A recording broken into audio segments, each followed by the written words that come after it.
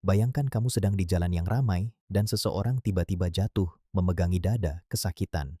Di sekitarmu ada 20-30 orang. Menurutmu, dengan orang sebanyak itu, dia pasti cepat tertolong, kan?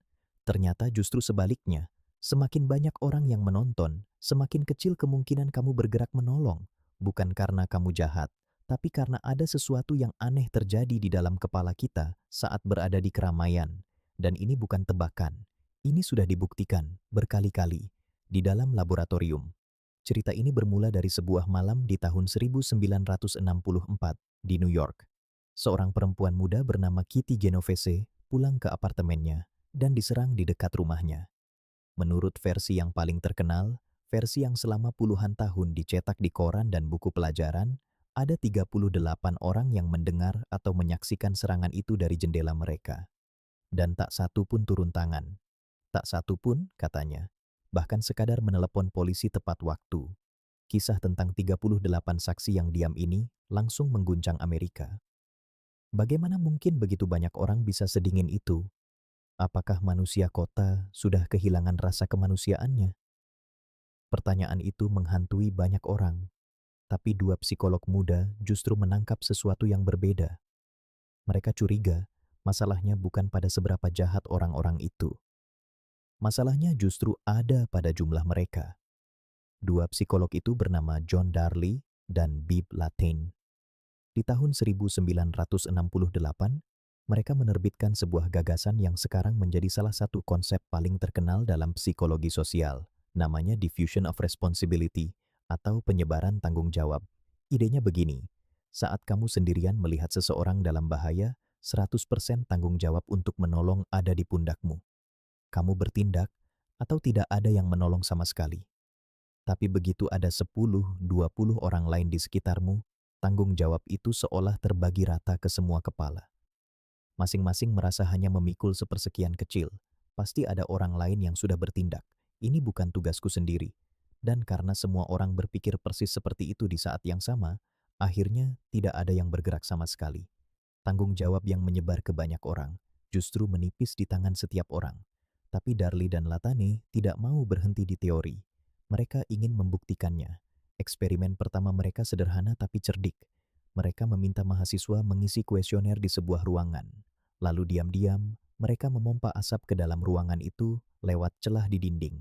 Asap sungguhan yang makin lama makin tebal sampai mengaburkan pandangan. Pertanyaannya, berapa cepat orang akan keluar dan melapor bahwa ada asap? Saat seorang mahasiswa berada sendirian di ruangan itu, sekitar 75% dari mereka melapor, kebanyakan dengan cepat. Masuk akal. Ada asap, kamu lapor. Tapi lalu para peneliti mengubah satu hal saja. Mereka menaruh peserta asli di ruangan yang sama bersama dua orang lain yang sebenarnya bagian dari tim peneliti, sengaja disuruh duduk tenang seolah tidak terjadi apa-apa. Dan hasilnya bikin merinding. Dengan dua orang di sebelahnya tampak santai, hanya sekitar 10% peserta asli yang beranjak melapor. Sisanya, mereka duduk di sana, di dalam ruangan yang makin penuh asap, batuk-batuk, mengibaskan tangan di depan wajah, tapi tetap tidak beranjak. Mereka melirik dua orang yang tetap tenang itu, lalu diam-diam menyimpulkan, mungkin ini bukan hal gawat, padahal asapnya nyata. Eksperimen kedua mereka lebih menegangkan. Kali ini, mahasiswa ditempatkan sendirian di bilik terpisah, lalu berbicara lewat interkom dengan peserta lain yang tak bisa mereka lihat. Di tengah percakapan, salah satu suara itu mulai tersengal, seperti orang yang kejang, memohon tolong, lalu terdiam. Tentu saja, itu rekaman. Tidak ada yang benar-benar kejang. Yang diuji adalah, apakah si mahasiswa akan keluar mencari pertolongan? Saat dia merasa hanya dialah satu-satunya yang mendengar, 85% bergegas menolong. Tapi saat dia percaya ada 4 orang lain yang juga mendengar suara yang sama, hanya sekitar 31% yang bertindak, dan yang bertindak pun cenderung lebih lambat. Dari sini para peneliti melihat 3 hal bekerja sekaligus. Pertama, penyebaran tanggung jawab tadi. Kedua, rasa takut dinilai. Kita ragu bertindak karena takut salah, takut terlihat berlebihan di depan orang lain. Ketiga, yang paling licik, kita diam-diam membaca reaksi orang lain untuk memutuskan apakah ini benar-benar darurat. Kalau semua tampak tenang, kita ikut menganggap tidak terjadi apa-apa. Sekarang, kita harus kembali ke awal cerita. Ke 38 saksi yang diam itu. Karena inilah bagian yang paling jarang diceritakan. Bertahun-tahun setelah kisah itu menjadi legenda, sejumlah peneliti kembali membuka arsip asli kasus Kitty Genovese. Catatan polisi, transkrip pengadilan, kesaksian para tetangga, dan yang mereka temukan mengejutkan. Angka 38 saksi yang menonton dengan dingin itu hampir tidak punya dasar. Tidak ada bukti kuat bahwa 38 orang benar-benar menyaksikan serangan itu. Banyak yang hanya mendengar sepotong keributan tanpa tahu persis apa yang terjadi. Beberapa orang ternyata memang berusaha menolong dan menelepon. Bahkan koran yang pertama kali menyiarkan angka itu, puluhan tahun kemudian mengakui bahwa laporannya cacat dan melebih-lebihkan jumlah saksi.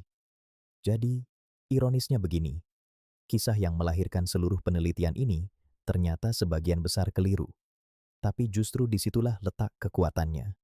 Karena bukti sesungguhnya tentang efek bystander tidak pernah bergantung pada satu anekdot koran. Buktinya ada di ruangan berasap dan di interkom tadi. Di eksperimen yang bisa diulang, dihitung, dan diperiksa oleh siapa saja. Tapi tunggu, jangan buru-buru menyimpulkan bahwa manusia pada dasarnya tak peduli.